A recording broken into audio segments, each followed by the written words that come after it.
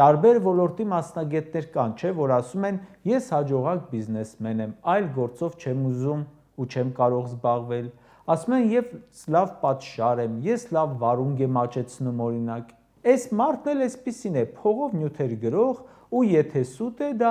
առհասարակ հարց չէ իր համար։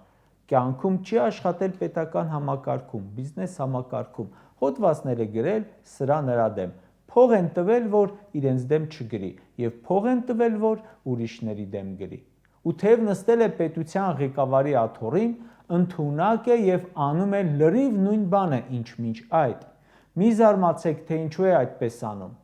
Դա է կարողանում, դա է անում։ Կարող եք ասել, որ նա կարողանում է որպես ղեկավար որևէ գործառույթ նորմալ իրականացնել։ Ոչ,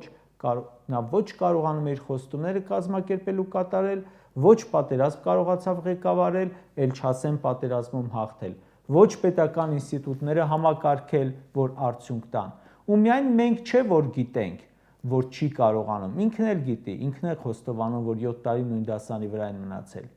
Արշավում է եկեղեցու վրա, որովհետև սիրելիներս, դա է կարողանում, նա լավագույնս կարողանում է ընտրել թիրախ ու սկսել վարկաբեկումը, անկախ նրանից տակը հիմք կա, թե օդում կախված տեղեկություններ են, ու որքան սուտ, այնքան իր համար ավելի լավ։